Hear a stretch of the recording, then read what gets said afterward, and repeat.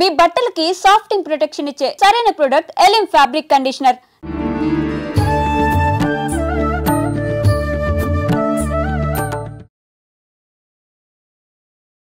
నమస్కారం, welcome to I dream. ధర్మ మార్గం విత్ విజిత కార్యక్రమానికి స్వాగతం. ప్రస్తుతం మనతో పాటు ఉన్నారు 109 బాబా సంత్ సదానందగిరి స్వామీజీ. ఇప్పుడు వారితో మాట్లాడి మరిన్ని విషయాలు తెలుసుకుందాం. మనకున్న సందేహాలన్నింటినీ కూడా నివృత్తి చేసుకునే ప్రయత్నం చేద్దాం. హరి ఓం స్వామీజీ. జై గురుదేవ్. స్వామీజీ, సృష్టి అసలు సృష్టి ఎలా ప్రారంభమైంది అంటే మనకిప్పుడున్న దేవుళ్ళందరూ కూడా సృష్టికి మనకు బ్రహ్మ విష్ణు మహేశ్వరుడు వీళ్ళే సృష్టి స్థితి లయకారకులు అంటాము. కానీ వీరికన్నా ముందర మళ్ళీ శక్తి ఉంది అని చెప్పి ఆవిడ ద్వారానే ఈ సృష్టి అంటాము. అసలు ఏంటి ఇది? ఎక్కడో ఏదో ఒక కన్ఫ్యూజన్ అనేది ఎప్పుడు ఉంటూనే ఉంటుంది. దానికి ఒక క్లారిటీ ఇవ్వండి స్వామీజీ. ఓం యస్యాద్ విరత వక్రాద్యాః పారిషద్యాః పరశతతం విఘ్నం నిఘ్నంతి సతతం విశ్వశ్రేణం తమాశ్రయే. అంబ నవాంబుజోజ్వల కరాంబుజ శారదా చంద్ర చంద్రికాడంబర చారుమూర్తి ప్రకటస్ఫురభూషణ రత్నరోచిరాచుంబిత దిగ్విభాగ శృతి సూక్త విభక్త నిజ ప్రభావ భావాడంబర వీధి విస్తృత విహారి మమ్మెల్లరున్ కృపచూడుము భారతి. జ్ఞానానందమయం దేవం నిర్మల స్ఫటికాకృతిం ఆధారం సర్వ విద్యానాం శ్రీ హయగ్రీవ గురుం ఉపాస్మహే. ఓంకార పంజరసుఖీం ఉపనిషదుద్యానవనకేలికలకంఠీం ఆగమన విపిన మయూరీం అంతర్విభావయే గౌరీ. మా గురుదేవులైనటువంటి మహంతి హిమాలయగిరిజీ మహారాజ్ వారి పాదపద్మంలోని మనసులో స్మరించుకొని ఐ డ్రీమ్ టీవీ వీక్షకులందరికీ శుభములు సదా కలగాలని ఆకాంక్షిస్తూ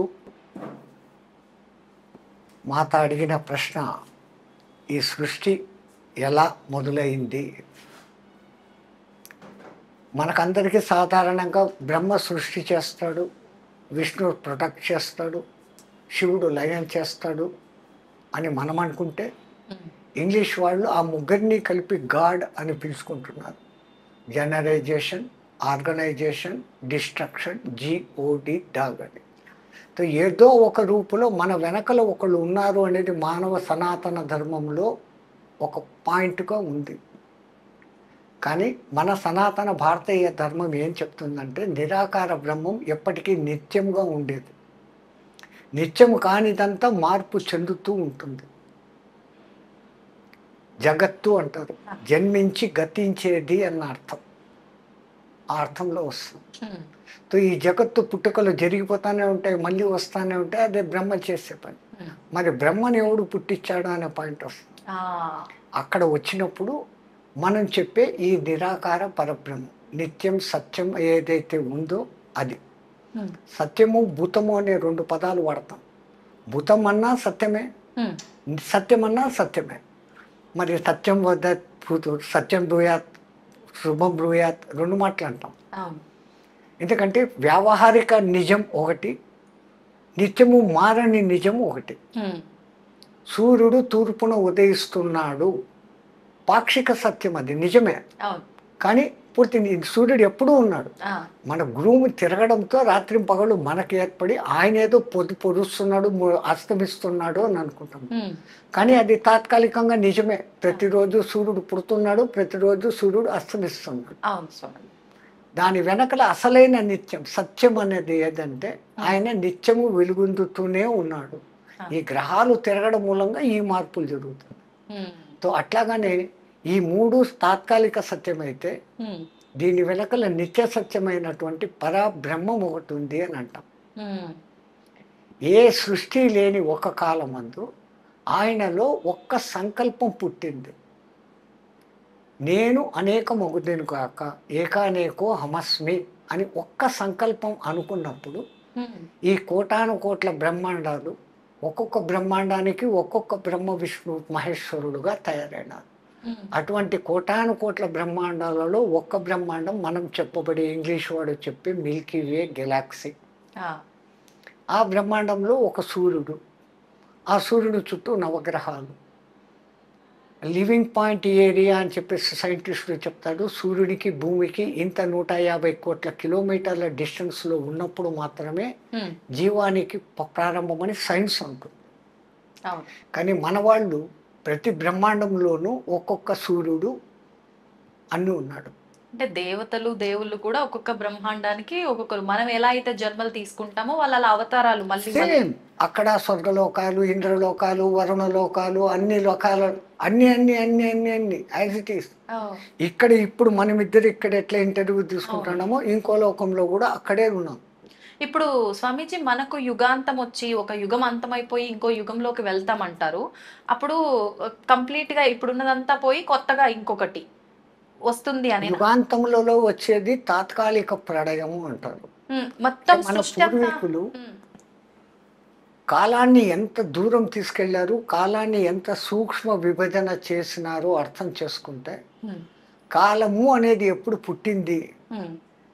కాలము నిరంతర ప్రవాహం. మనమేదో భూతకాలము, వర్తమాన కాలము, భవిష్యత్తు కాలము అనుకుంటున్నాం ఒక లెక్క కోసం. ఇప్పుడు ఈ మాట్లాడినంత లోపల ఇంకేం మాట్లాడాలని ఆలోచించే భవిష్యత్తు ఉంది. ఇప్పుడు మాట్లాడుతున్న వర్తమానం మాట్లాడి ఫినిష్ అయిపోయిన వెంటనే అది భూతకాలంలోకి పోయింది. అంటే నిరంతరం ఫ్రాక్షన్ ఆఫ్ సెకండ్ అని ఇంగ్లీష్ వాడు ఏదో చెప్తాను, సెకండులో 1000వ భాగాన్ని వాడు కనిపెట్టాడు ఈ మధ్య.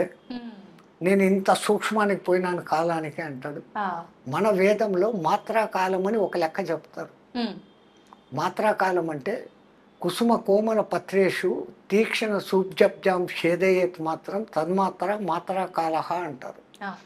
అంటే కోమలమైన ఒక పుష్పపు రేకుకు సూదిని గుచ్చేదానికి, సూది ప్రవేశానికి పట్టే కాలాన్ని మాత్రాకాలము అన్నారు. ఈ ఆధునిక సైంటిస్టులు కంప్యూటర్లో దాన్ని లెక్కలు వేస్తే సెకండులో 16,000వ భాగం.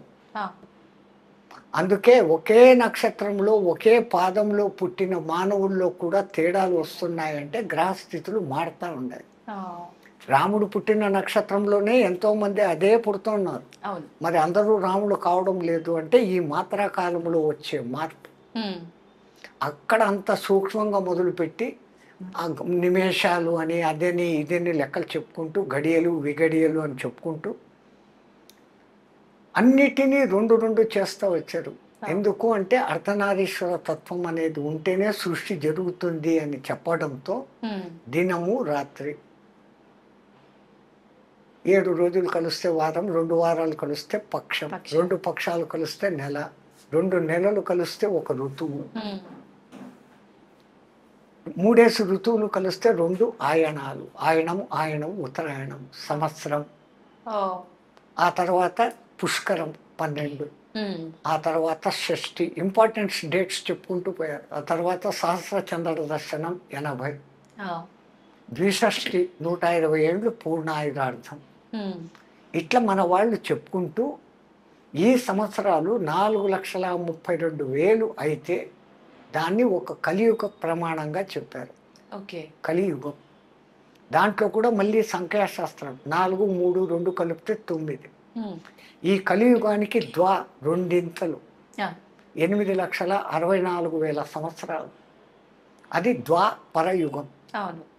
ఈ కలియుగానికి 3 12,96,000 సంవత్సరాలు. అది త్రేతాయుగం.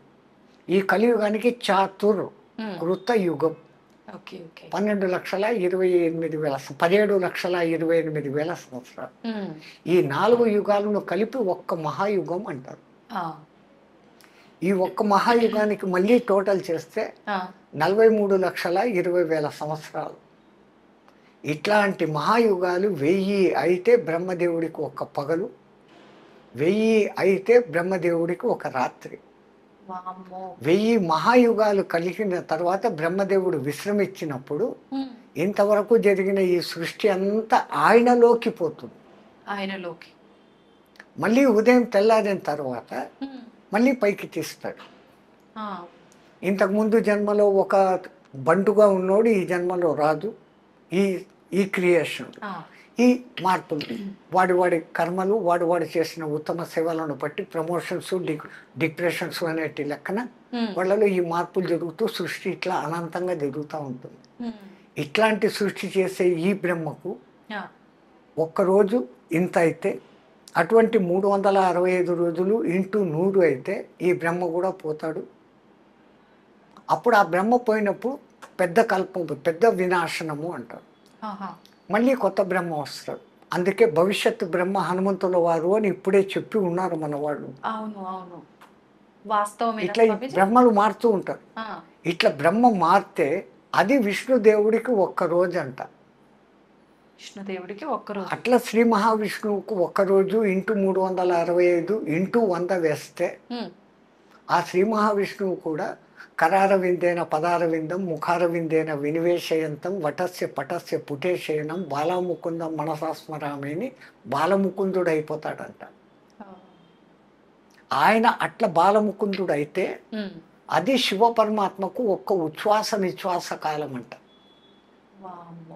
అట్లా శివ పరమాత్మకు 21,600 హంస జపము జరిగిపోతే ఆయనకు ఒక్క రోజు. అటువంటి రోజులు ఇంటూ 365 ఇంటూ 100 అయితే ఆయన జగన్మాతలో కలిసిపోతాడంట. అట్లా జగన్మాతలో కలిసిపోతే ఆ కాల సమయం జగన్మాతకు ఒక్క రెప్పపాటు కాలం అంట.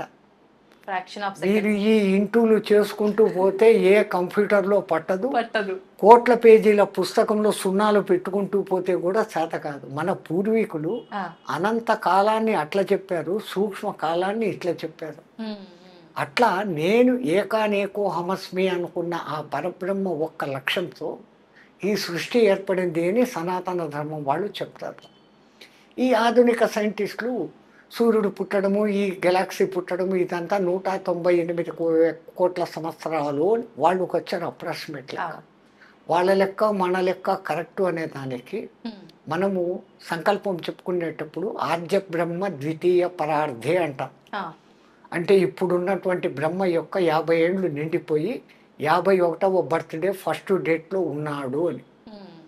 మరి ఇప్పుడు నేను చెప్పిన లెక్క ప్రకారము ఈ ఇన్ని లక్షల సంవత్సరాలన్నింటినీ కలుపుకుంటూ ఇంటూ 50 సంవత్సరాలు చేస్తే అది 203 కోట్ల సంవత్సరాలకు వస్తుంది. అంటే ఈ సైంటిస్టులు చెప్తున్న దానికి అదికి ఒకటే. ఎక్కడ తేడా అంటే అంతా ఈ 198 ఏళ్ల క్రితం బిగ్ బ్యాంగ్ జరిగి విశ్వం పెరిగినప్పుడు భూమి మీద ఏమీ లేదు, భూమి అగ్నిగోళం లాగా ఉండింది. చల్లబడేదానికి కొన్ని కోట్ల సంవత్సరాలు అయింది. ఆ తర్వాత ఈ డైనోసారస్ అనేటివి వచ్చాయి, అవి కూడా అంతరించిపోయినాయి, ఉల్కాపాతాలు జరిగి. ఆ తర్వాత మళ్ళా ఎక్కడో నీళ్లలో ఒక చిన్న జీవం వచ్చింది, అమీబా అనబడేటువంటి మొదటిది. తర్వాతే ద్వికణ జీవిగా మారింది, ఏకకణ జీవి ద్వికణ జీవిగా మారింది, అది కూడా నీళ్ళలోనే. ఇట్లా కణాలు పెరుగుతూ జల జీవాలు ఏర్పడ్డాయి. ఆ జలంలోనే ఉండకుండా మెల్లగా భూమి మీదకి రాను మొదలుపెట్టాయి. నీళ్ళలోకి వస్తూ భూమిలోకి వస్తూ తిరుగుతూ ఉన్నాయి కొన్ని వేల సంవత్సరాలు. మళ్ళీ కొన్ని వేల సంవత్సరాలకు నీళ్లను వదిలేసి భూమి మీదనే నివసిస్తున్నాయి. ఆ తర్వాత ఈ జంతు లక్షణాలను వదులుకుంటూ మెల్లగా మానవ లక్షణాలకు పుణికి పుచ్చుకున్నాయి. తర్వాత జంతు లక్షణాలను పూర్తిగా వదిలేసి మానవుడిగా మారినాయి. మానవుడు తెలివితేటలు పెంచుకున్నాడు, ఆయుధాలు కనిపెట్టినాడు, రాజ్యాలు ఏర్పాటు చేసుకున్నాడు. ఆ తర్వాత అతని బ్రెయిన్ పూర్తిగా వికసించి అన్నిటి మీద కమాండ్ తీసుకున్న స్థాయికి వచ్చాడు అని సైంటిస్టులు అంటారు. మన సనాతన ధర్మంలో దశావతారాలు చెప్పారు. దశావతారాలలో మొట్టమొదటి చేప, మత్స్యావతారం, అది నీళ్లలో.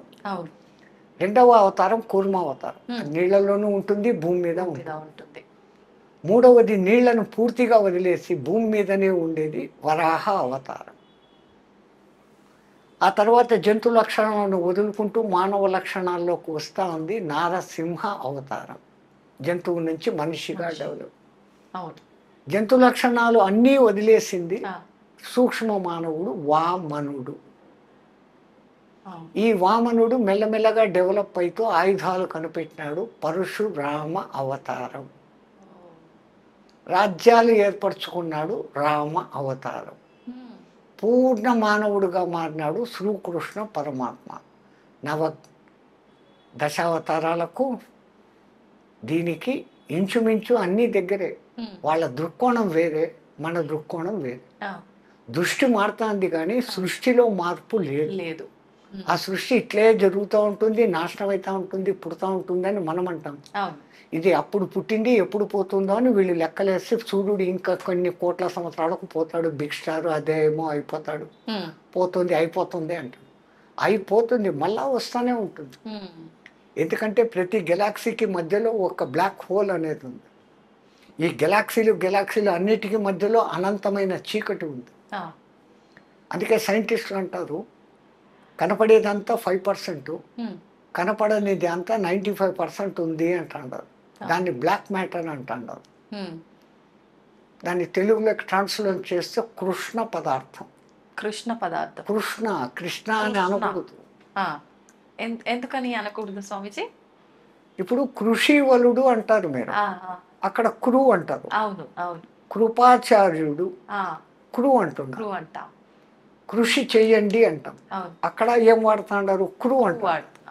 కృతజ్ఞతలు అంటాడు. అప్పుడు క్రూ అంటాడు. కృతజ్ఞుడు వాడు అంటాడు. అక్కడ క్రూ వాడతాడు.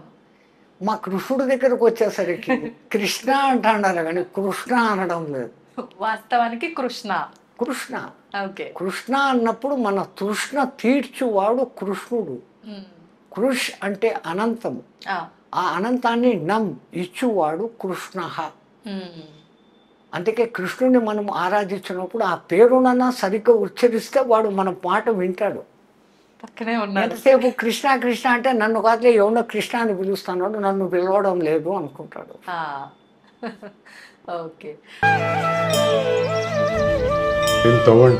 తవ్వుతున్న శివలింగం సరే దాన్ని అట్లా కప్పేసేయండి, చూపించదండి. Krishna is there. మూర్తి పూజ కాదు, సాక్షాత్ బ్రజేంద్ర నందన భగవాన్ ఉన్నారు మూర్తిలో. ఏమీ ఆశించకుండా ఆరాధించే వాళ్ళు కూడా ఉన్నారా ప్రభుజీ? నిజమైన భక్తి అంటే మనకు తెలియదు కాబట్టి